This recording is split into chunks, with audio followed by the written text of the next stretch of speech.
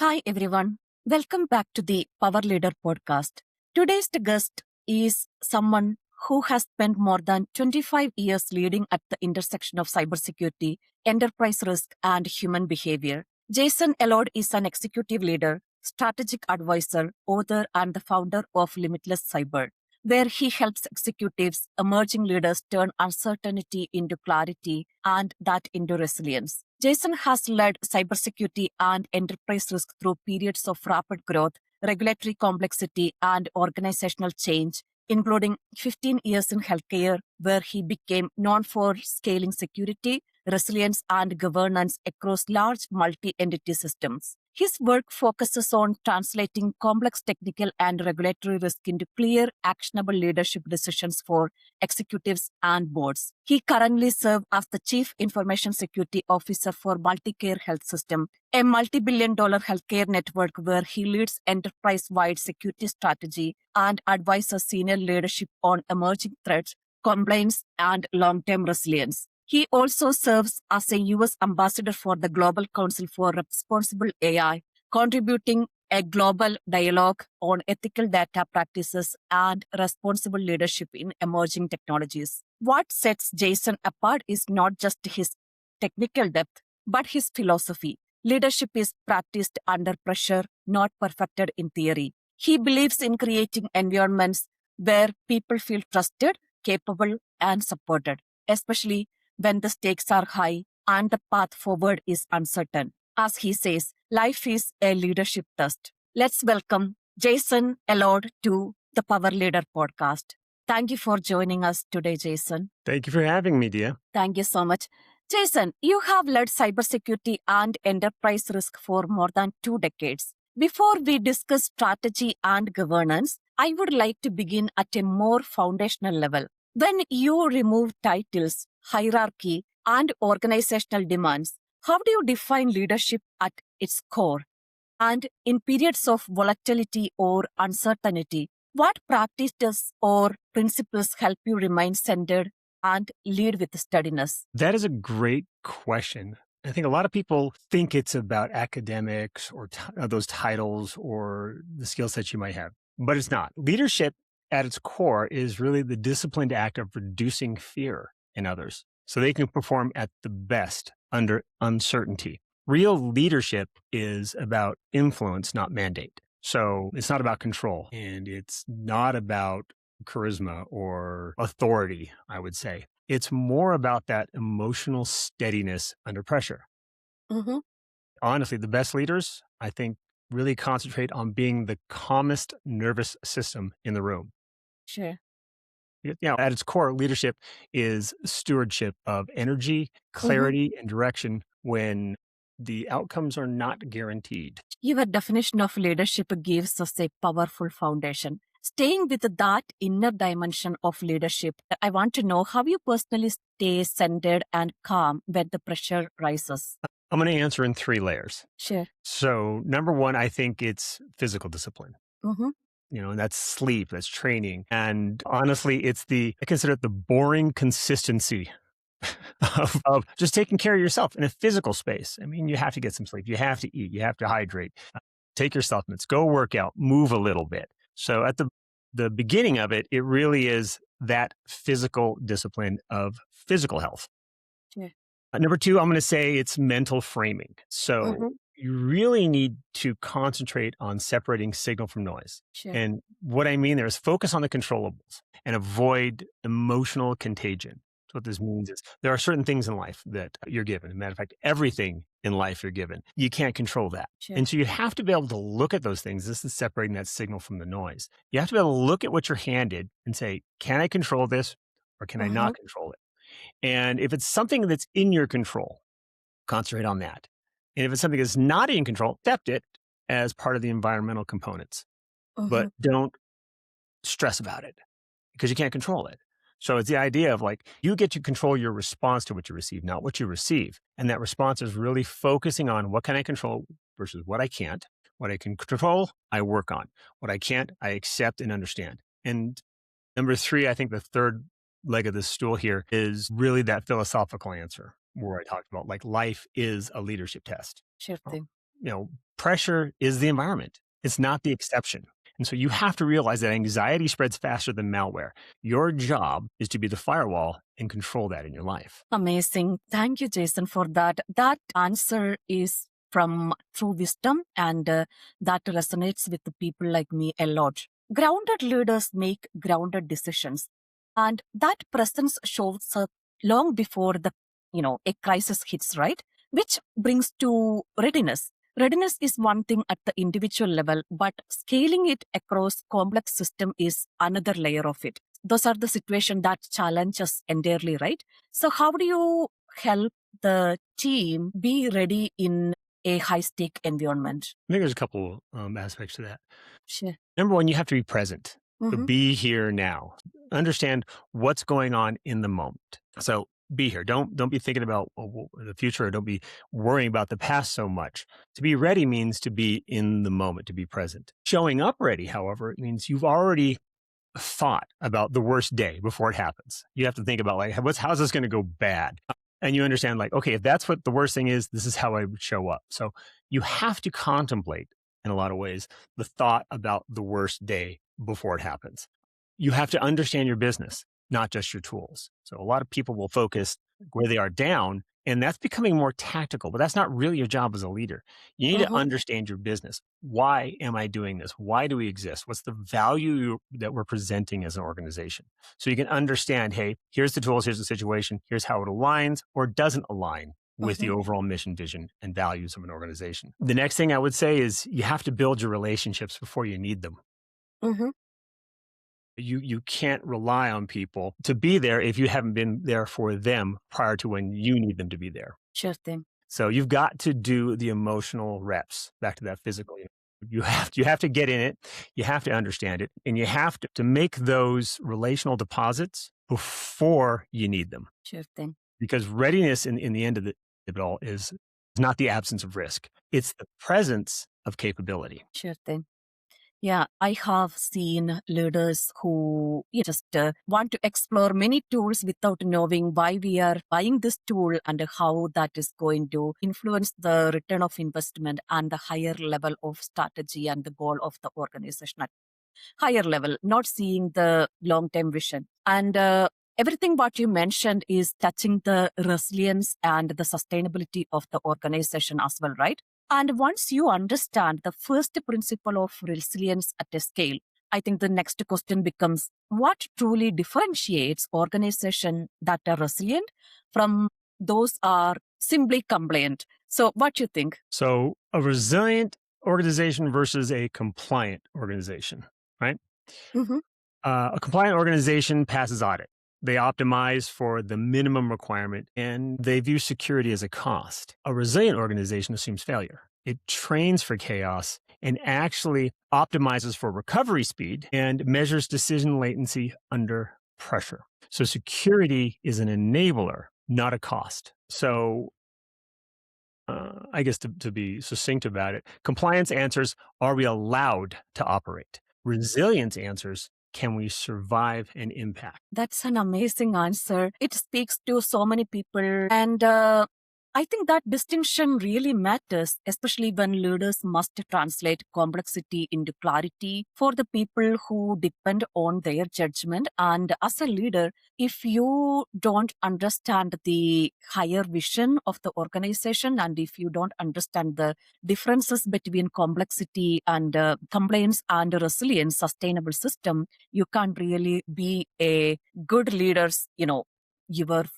your employees can depend on. And clarity becomes even more critical when organizations grow faster than their governance can keep up, right? I know that you focus on governance a lot, so I want to ask, when governance lags behind growth, the human element becomes even more visible, right? So especially the emotional intelligence of the leaders steering the ship. So what do you think about the emotional intelligence behind the scenes that you have to build in an ecosystem where governance does matter a lot? So the role of emotional intelligence, this is huge. Mm-hmm. Cyber today is incident response, Sure. executive tension, fear management, reputational risk, all of these things. The CISO is often the emotional shock absorber for the enterprise. Mm-hmm. And so if you cannot regulate yourself, you cannot lead through a breach. So it is very important to be able to have at least some focus on the EQ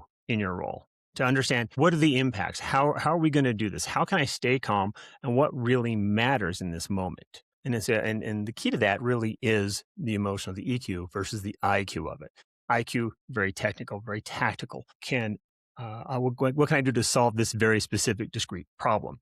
Emotional intelligence leads into the relational capital that you need in an organization in order to lead well, in order to lead through incidents and bad things happening because they are inevitable and they do. Sure. Thank you, Jason. So, emotional intelligence becomes very important nowadays in the era of AI. What do you think some of the misunderstanding about AI? Wow, that's probably going to be a whole podcast in itself, Dia. Sure thing. I no, I'm good. I think that there's a misunderstanding between what's Mm-hmm. using AI and what's doing AI. I Sure. think that is a big one. So a lot of folks will use AI versus do AI, and there are some specific things there. But if I'm going to talk about, let's say, responsible AI, I think one of the biggest problems is underestimation. So underestimated risks, Oh, decision automation without oversight, models drifting, data contamination, and probably the most important is human skill atrophy. sure.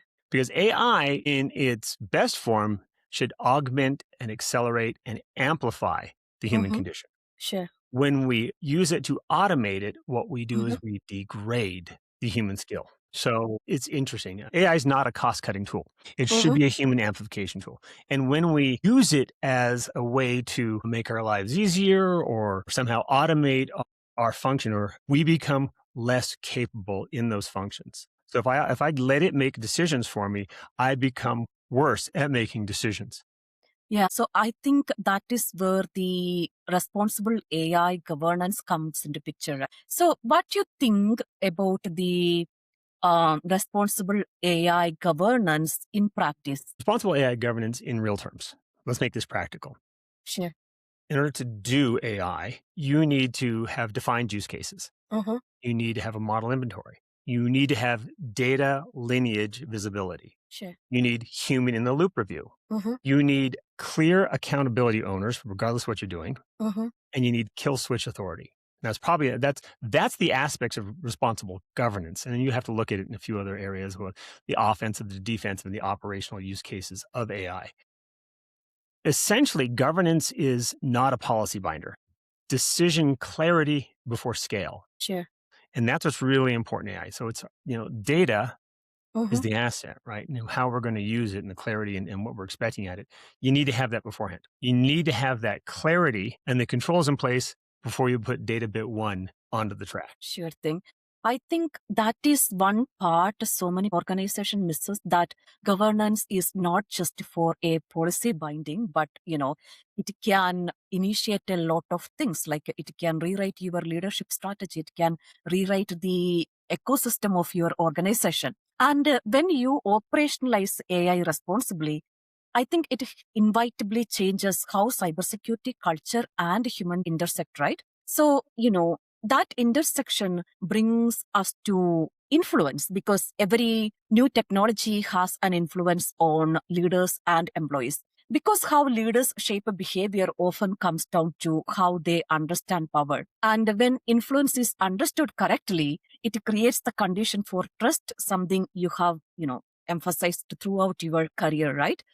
What do you think the AI aspect of trust, and how AI can help build trust in organizations? So, how does AI help build trust in the organization? Are there a way that AI can help to build trust between employees or organizations? Well, it's interesting because AI at its core right now is probably the biggest con man we've ever created in the history of society. So underlying trust in AI comes from those items I talked about in governance, right? Sure. If you have those things in place, you have the clarity at the beginning, the level of confidence is what I'll call it. Confidence in the results you get from AI goes up. The higher the confidence, the more likely you are to trust it.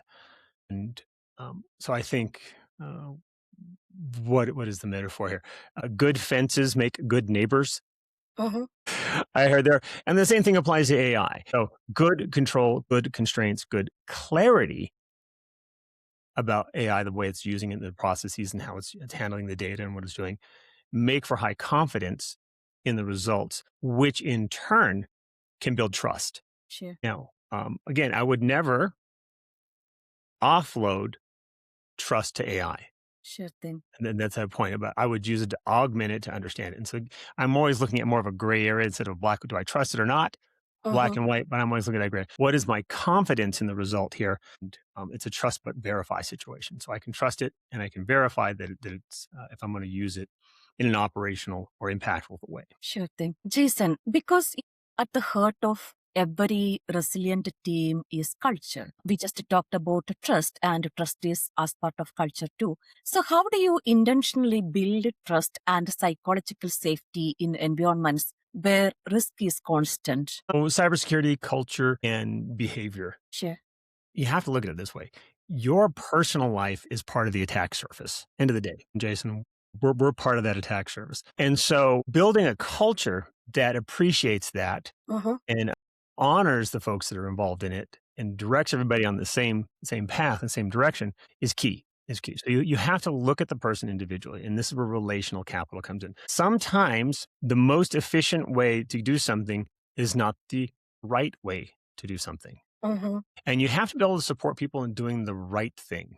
So building culture is extending trust. We talked about trust just now. A trust in your peers, your leaders, your employees. Send trust to them and support them in the decisions. So it's a trust game. It's a personal thing in there.